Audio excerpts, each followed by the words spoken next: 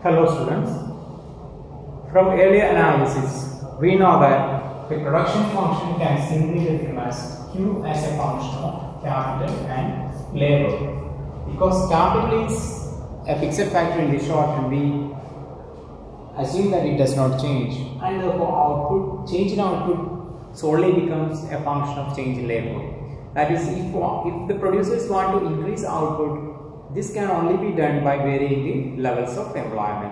So output is a function of change in output is a function of change in the level of employment. And so when employment increases, output also increases. Okay, this is something that we already know. And we also know that there is an inverse relationship between inflation and unemployment. That is, when inflation increases, unemployment falls. When unemployment falls, it means that more laborers are employed, and fall in unemployment means increase in output. So we can find a relationship, that is the inverse relationship that we discussed in the Phillips curve, can be brought into the field of production and see that there is a direct relationship between production and inflation. That is, when there is higher prices, there is more likely to be higher levels of output. Okay, higher prices are consistent with higher levels of output, and lower prices are consistent with the lower level of output. So we should experience increase in output when there is inflation and fall in output when there is deflation.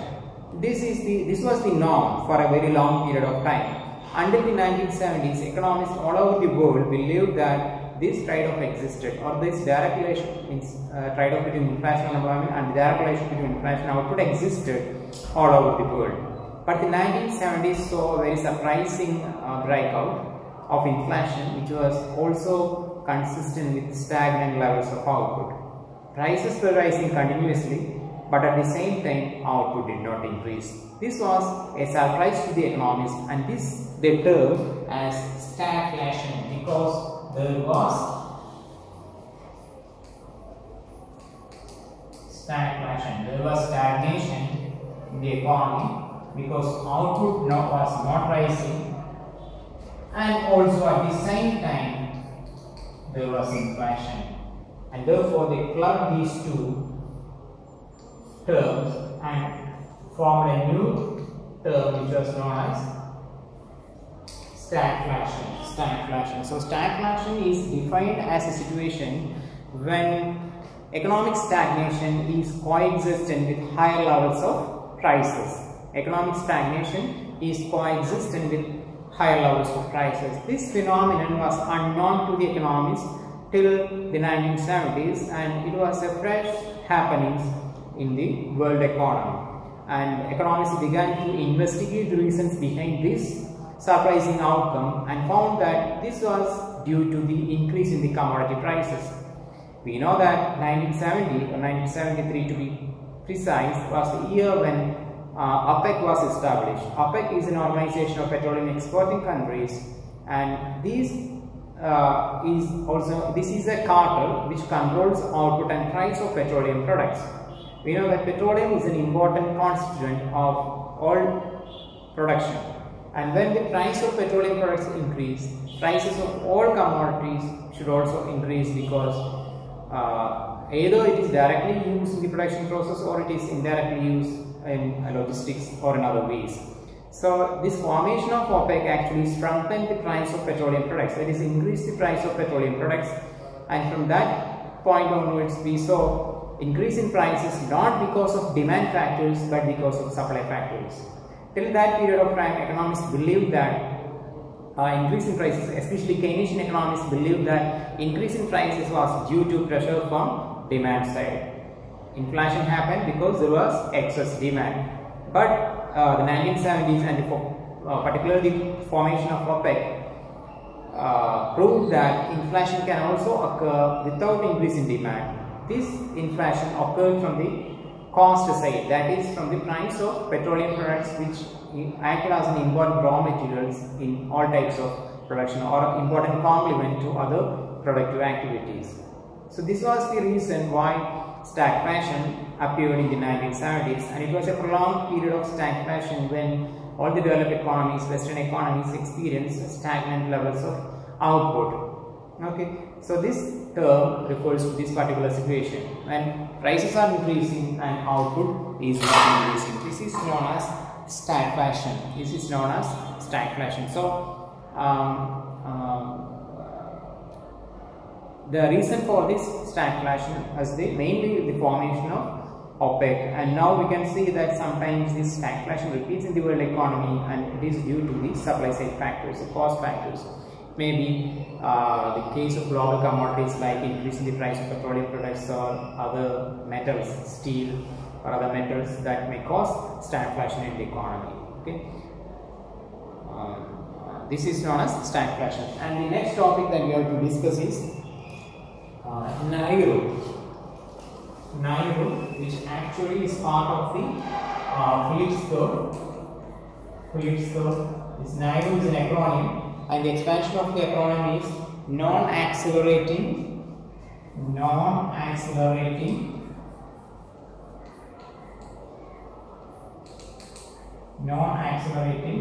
inflation rate of unemployment.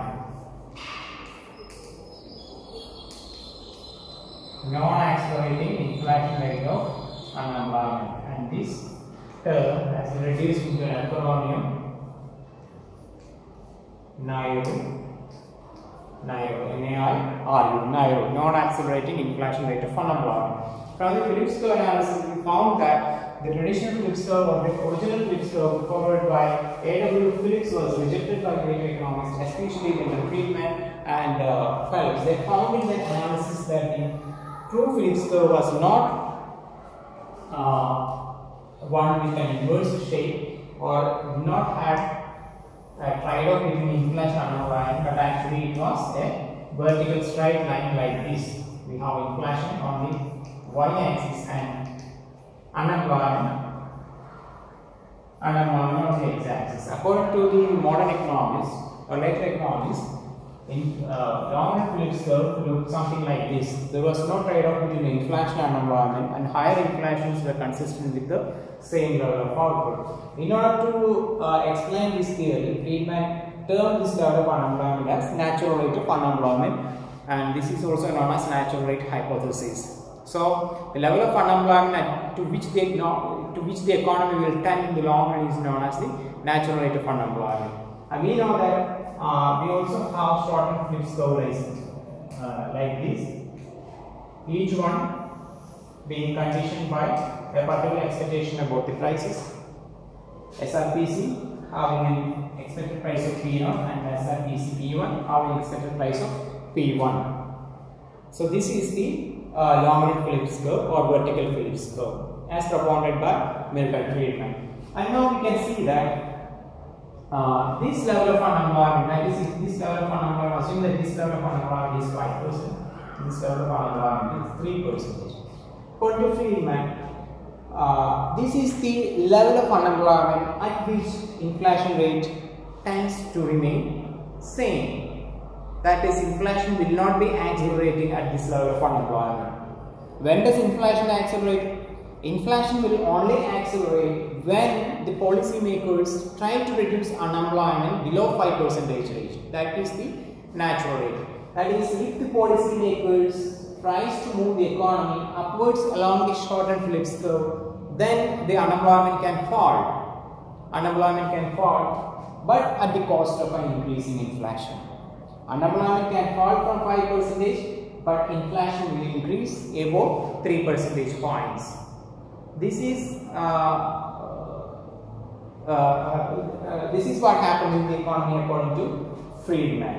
But if the government was trying to maintain the level of unemployment at 5%, or if it was satisfied with an unemployment level of 5%, then inflation would not have accelerated. It would rather have remained same at 3% rate. So, Friedman called this level of unemployment, or the later economists called this level of unemployment as non-accelerating inflation rate of unemployment, because at this level of unemployment, inflation was non-accelerating, it was constant, and therefore this natural rate of unemployment is also known as NAIRU, or non-accelerating inflation rate of unemployment. Okay, thank you.